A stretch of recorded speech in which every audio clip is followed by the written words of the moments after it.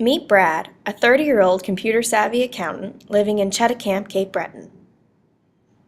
Brad used to enjoy dirt biking in rural Nova Scotia on weekends.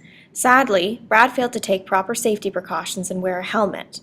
One evening, biking home at dusk, Brad sustained a moderate traumatic brain injury, and 2 years post-accident, he is living with his sister Barbara. He is still having difficulty returning to work and is experiencing ongoing memory problems in his daily life.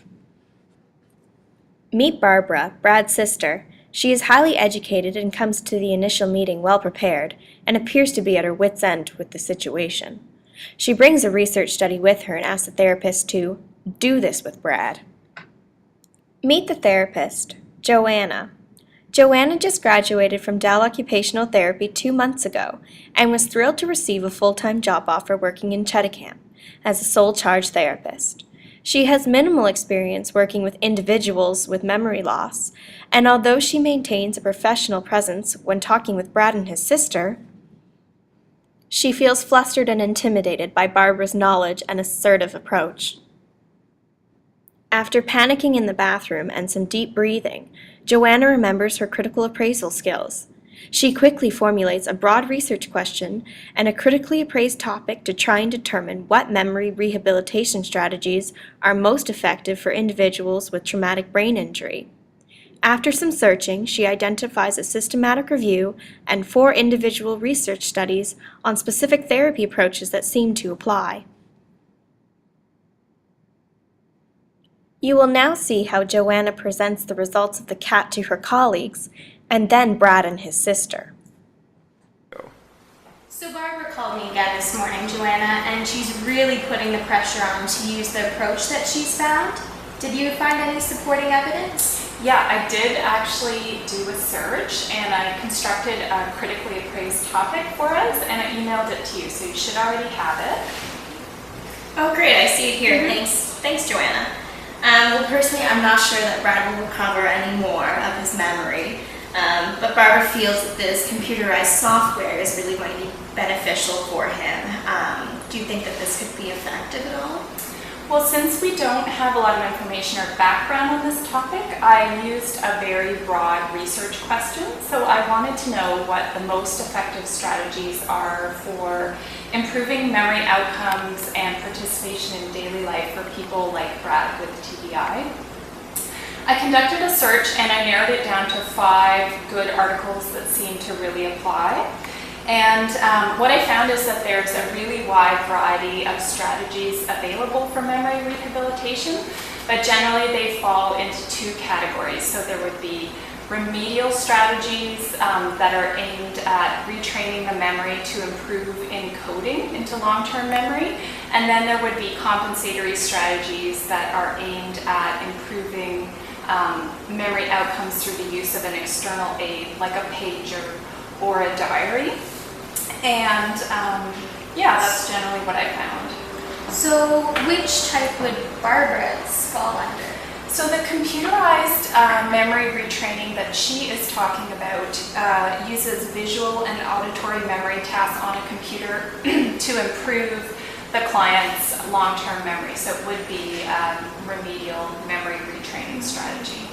You know, given Brad's prognosis, I really don't feel that this would be a good approach to take. Overall, the research findings support both the remedial memory retraining approaches and the use of external aids in improving memory outcomes in clients with TBI. Individual research studies did find that computerized memory retraining was effective in improving people's ability to participate in their daily life and to improve their memory. And studies of external aids also showed improved memory outcomes and participation in daily life.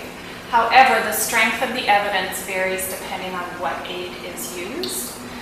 In fact, one study that I reviewed showed that personal digital assistants are quite effective in improving people's participation in their day-to-day activities. So what's the bottom line?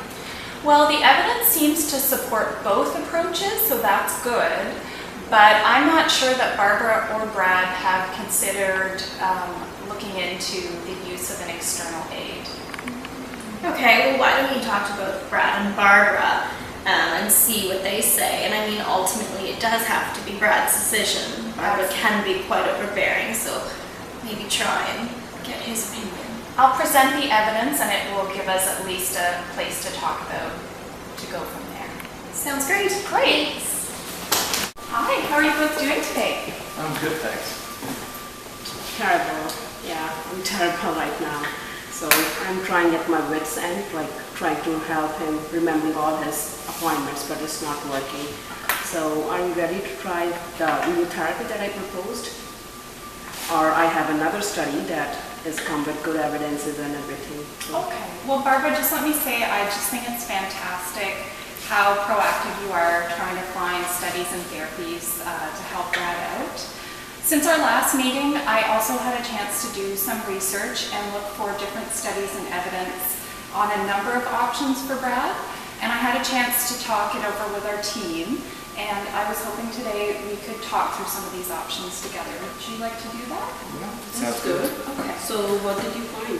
Well, Brad, the good news is that there are a lot of options to help people improve their memory. There's research that supports approaches that basically improve your memory through trying to retrain the pathways in your brain. And so there are supports for those kind of approaches, and Barbara, that would include your study that you found on computerized training. Okay. On the other hand, there's also support for approaches in using an aid to help you remember. So that would be something like a diary or a pager, and depending on what the aid is, there's different levels of support, but they do generally show better memory outcomes and ability to just do what you need to do in your life. Okay, that's good. So there's a, what kind of, they are using aids and diary? Yeah, aids like a pager or a diary would be a couple of Diary examples. that will not never work. We're already using that, and then you want to show your diary too? Yeah, I just don't find it helps me. It's a hassle to carry around because it doesn't fit in my pocket, and it's annoying to have a bag on with me at all times. And just keeping it organized, I just find it's really difficult. It's not very easy to use, and I just don't like using it. Okay. Okay, well that's good to know. It doesn't sound like that option's worked for you, and No. you've already given Yeah. it a try. But there are other options like a digital aid, so this would be like an electronic aid. They have been shown, I found a recent study that shows that they have helped people in their daily life remembering better for people with similar injuries to yours, Brad. So that might be an option for you. So what about the computerized training program? Well, I did find one study that also supported the use of the computerized training program in improving memory. So that is also an option that seems to be supported by research, but there are some practical things to consider with that. We currently don't have that software available here in our practice, and we're not trained in how to use it. So, but I did do some research, and you would be able to get that kind of therapy, but you would have to go to Halifax for it. So that's a big practical consideration. Also in our team meeting, Brad, your doctor felt that that might not be the most effective approach to help you with your memory concerns. So what do you think? Yeah. I think the digital aids is probably the best way to go. I've used computers a lot. I just feel like I'd be more apt to use it than the diary.